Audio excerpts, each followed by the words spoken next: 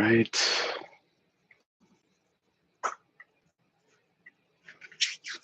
Good to go. Good morning, PNI's daily show. Welcome to the best day of the week, Fitness Athlete Friday. I am Guillermo Contreras on the teaching team in the Fitness Athlete division of the Institute of Clinical Excellence, coming to you from my basement gym here.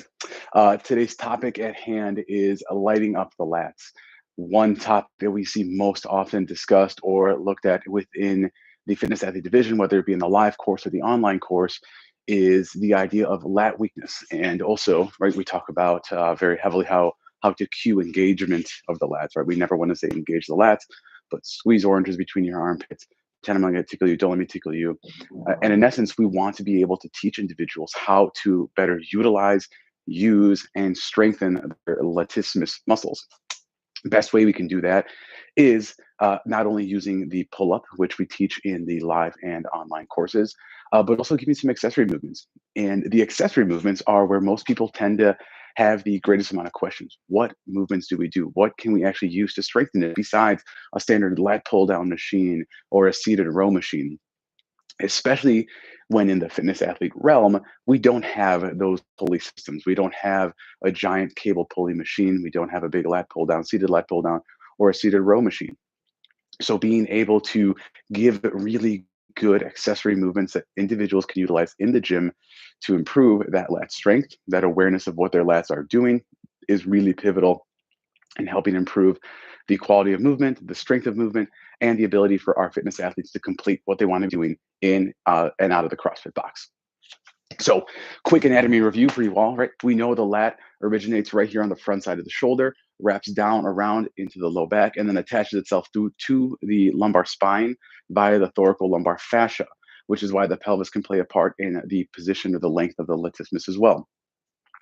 So, with that, I'm going to give three of my favorite or three of the best movements or exercises that I give, that I prescribe out for a home exercise program or within the clinic to help improve individuals' lat strength and lat activation.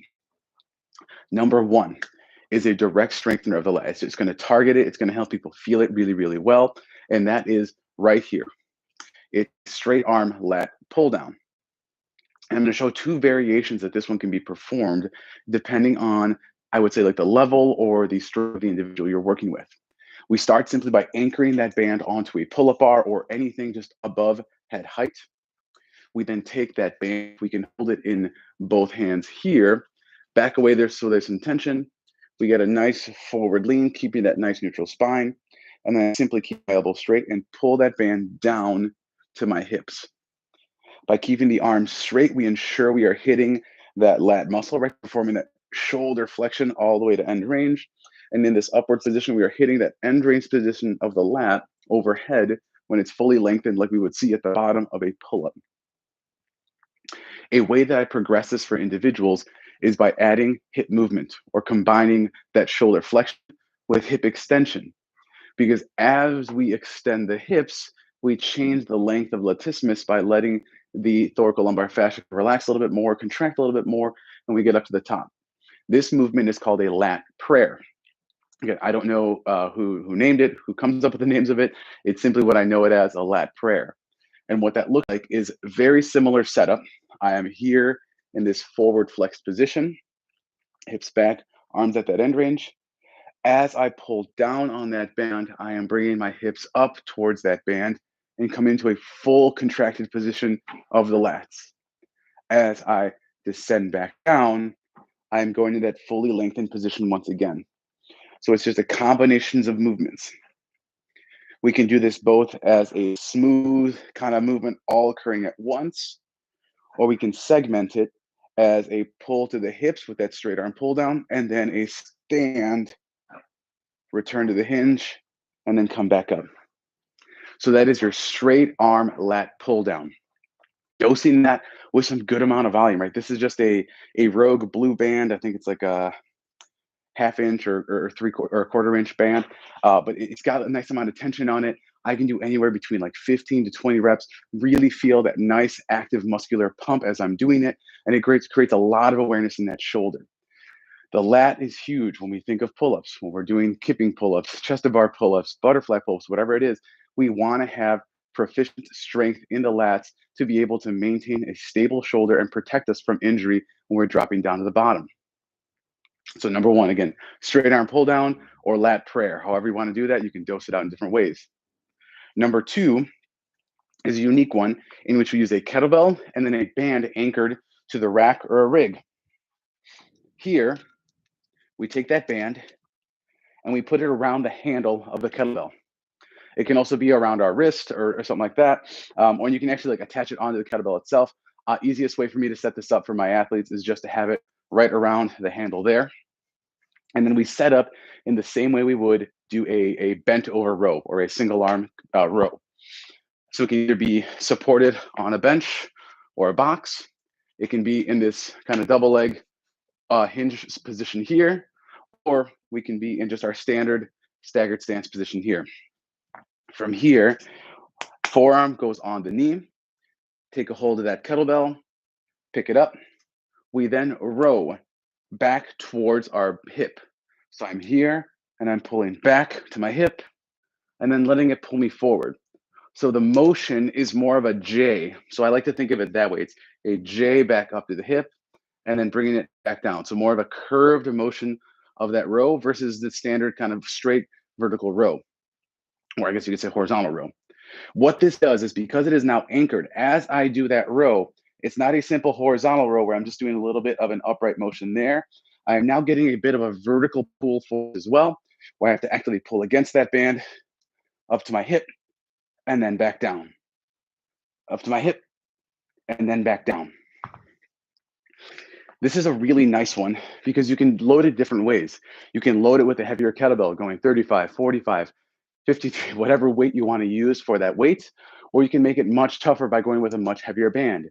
This is like the Rogue quarter-inch band. This is, I think, like 15 pounds, 20 pounds of force stress. We can go much heavier tension on that band, make it much tougher. There, maybe you probably are bracing on something so you don't get pulled over. But this one, if you've never done it before, if you've never prescribed this for your athletes before, this works wonders. It hits that so much better than anything else you've seen. And it feels great. I think it feels really good. It's a very strong movement there. So that is a banded kettlebell row. Again, think of a curved pull towards the hip rather than a straight vertical row. And you're going to get much more of that lat activation as you come back. The final movement, because we know that the lat is responsible for much more than just doing vertical pulling. It's also responsible for maintaining tension on the bar when we're doing deadlifts, Olympic lifts like the snatch and the clean. We want to make sure we're also training it to do those things. So this here is my favorite exercise for those athletes who struggle to find their lats, to find that arm squeeze, that pinch, and we can cue it with something called a sweeping deadlift.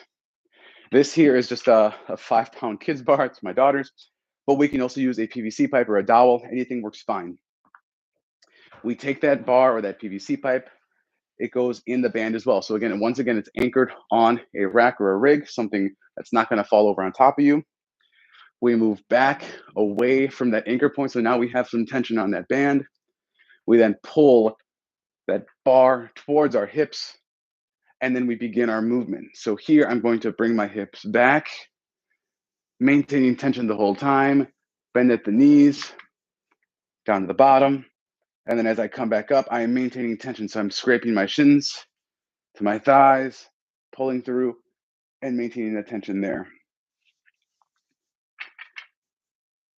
And back up. We can obviously do this with different grips, right? So this would be more of like my deadlift or clean grip. I can go much wider, as wide as this bar lets me go, and go with more of a snatch grip, and then really focus on more of a snatch setup or more upright torso, and really think of going through that first and second pull as I come there, as I come here, getting tall with it, and continuing to use that tension to train how that should feel when I'm pulling that bar towards my body.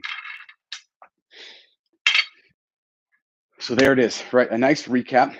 3 movements that I love to give my athletes who are struggling either with getting pull-ups or with shoulder pain because the lats might be weak and they're kind of dropping and crashing down in their kipping pull-ups or their butterfly pull-ups.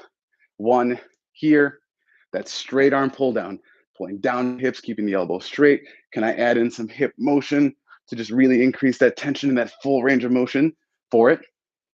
That banded kettlebell row with a vertical and horizontal pull that's working together at the same time to really hit that lat musculature there.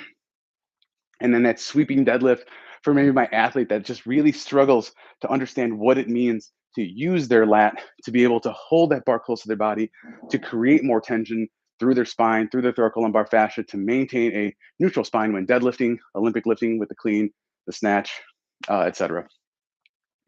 So there again, 3 movements that I love to prescribe out to my athletes for that there.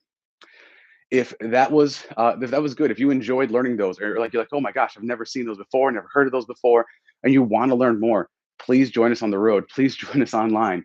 We have a number of courses coming up. We have our next course of clinical management fitness athlete at level 1 course, or what used to be known as the Ascended Foundations. That kicks off on January 29th. We would love to have you join us there. We do all things squat, front squat, back squat, deadlift, press, pull-ups. We learn how to program for CrossFit. We understand what it looks like to do a Metcon. It's a great experience, great course, especially if you're new to this area and you want to get more involved in the fitness athlete realm. And then our live courses, we have a handful coming up. Next week, we're going to be in Portland, Oregon. January 10th and 11th, we're going to be in Richmond, Virginia. February 10th and 11th, February 24th and 25th down in Charlotte, North Carolina. So hit that East Coast. And then in March 23rd and 24th, we're going to be out west in Meridian, Idaho. So if any of those are near you, if you've been looking to take a live course, please head to ptonice.com, go to our live courses, check that out. And if you have taken these courses and you're interested more in kind of just the exercise prescription realm, what do movements look like? These ones right here, there's a resource we have in our self-study courses section of the PT On Ice website called the Clinical Management of the Fitness Athlete Exercise Library. Over 150 exercises, all different realms for deadlift, for squat, for pressing, for pull-ups, for gymnastics. Myself and Kelly Benfield, another TA, worked really hard to send that out. And we just came up with a new version 5.0, fully updated, that we'd love for you to use to help your athletes and have a really great resource for you. So gang, thank you so much for joining this Friday morning. Hope you have a wonderful weekend. And again, thank you for tuning in. We will catch you next week on the PT On Ice Daily Show.